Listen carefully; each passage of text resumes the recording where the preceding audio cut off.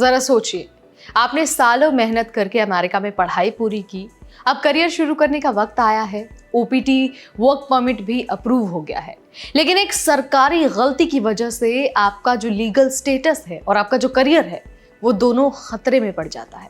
जी हाँ, ये कोई इमेजिनरी स्टोरी नहीं है, बल्कि एक रियल केस है। यूएससीआईएस की एक छोटी सी डेटा एंट्री मिस्टेक और कार्ड हैंडलिंग एरर ने एक स्टूडेंट की जिंदगी पर सीधा असर डाला है। तो आज के इस वीडियो में हम आपको इस केस के जो डिटेल है वो आपको समझाएंगे और आपको ये भी बताएंगे कि किस तरह से छोटी सी गलती किसी भी स्टूडेंट का पूरा करियर बर्बाद कर सकता है। नमस्कार, आप देख रहे हैं एनबीटी टेक एड और मैं हूं आपकी होस्ट नेहा उपाध्याय। तो भाई सबसे पहले ओपीटी के अगर हम बारे में बात करें तो ओपीटी यानी कि ऑप्शनल प्रैक्टिकल ट्रेनिंग। F1 जो वीज़ा होल्डर्स हैं उनके लिए 1 साल का मौका होता है ताकि वो पढ़ाई पूरी करने के बाद अमेरिका में काम कर सके लीगल तरीके से। इस दौरान स्टूडेंट्स को एक वर्क परमिट कार्ड मिलता है जिसे कहा जाता है EAD। इस कार्ड पर लिखी हुई तारीख ये तय करती है कि आपका ओपीटी कब शुरू होगा और कब खत्म होगा। नियम यही है कि ओपीटी शुरू होने के बाद स्टूडेंट सिर्फ 90 दिन तक बेरोजगार रह सकता है। अगर नौकरी नहीं मिली है तो वीजा स्टेटस खतरे में पड़ जाता है। अब जरा हम उस स्टूडेंट के रियल केस पर आते हैं जिसके बारे में मैंने आपको इंट्रो में बताया है। जिस स्टूडेंट की मैं बात कर रही हूँ उसका ओपीटी अप्रूवल यूएससीआईएस ने 13 अगस्त 2025 को दिया, लेकिन जब कार्ड प्रिंट हुआ तो उस पर स्टार्ट डेट थी 15 जुलाई, यानी लगभग 1 महीने पहले की तारीख डाल दी गई। नतीजा ये हुआ कि स्टूडेंट के पास 90 दिन का बेरोजगारी पीरियड होना चाहिए था, लेकिन 1 महीने पहले की गलत तारीख से ये विंडो सिर्फ 60 दिन की ही रह गई। लेकिन समस्या सिर्फ यहीं पर खत्म नहीं हुई। कार्ड गलत एड्रेस पर भेजा गया जबकि स्टूडेंट ने समय पर एड्रेस भी अपडेट किया था।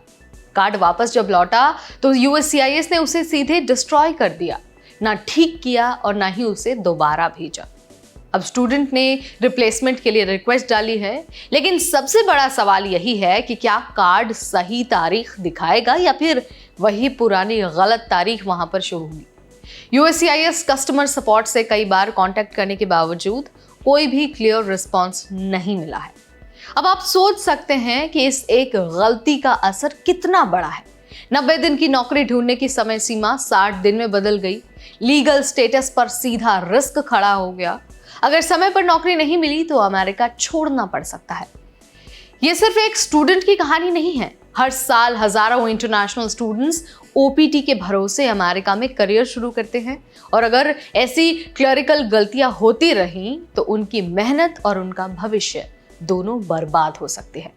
ये केस हमें एक बड़ी सच्चाई दिखाता है। सच्चाई ये कि अमेरिका की इमिग्रेशन प्रोसेस सिर्फ पॉलिसीज की नहीं बल्कि प्रैक्टिकल एरर्स की वजह से भी लोगों को नुकसान पहुंचाती है। छोटी सी डेटा मिस्टेक, एड्रेस अपडेट का इग्नोर होना या फिर कार्ड को बिना चेक किए डिस्ट्रॉय कर देना, ये सब ऐसे एरर्स हैं जिन्हें बेसिक सिस्टम रिफॉर्म से आसानी से रोका जा सकता है। जरूरी है कि यूएससीआईएस कुछ बातों पर ध्यान दे। सबसे पहले तो डेटा एंट्री में ऑटोमेटिक वेरिफिकेशन होना चाहिए। एड्रेस अपडेट का रियल टाइम कंफर्मेशन मिलना चाहिए।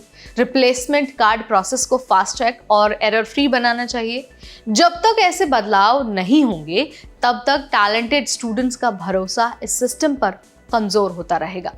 तो भाई ये थी उस स्टूडेंट की कहानी और एक एग्जाम्पल भी है ये कि कैसे एक साधारण सी गलती किसी की पूरी लाइफ और पूरा करियर बर्बाद कर सकता है। तो मैं आपसे पूछती हूँ, आपका क्या मानना है? इन गलतियों के लिए जिम्मेदारी यूएससीआईएस की है, पोस्टल सिस्टम की है या फिर दोनों की है? जो भी आप मानते हैं कमेंट के जरिए बता सकते हैं।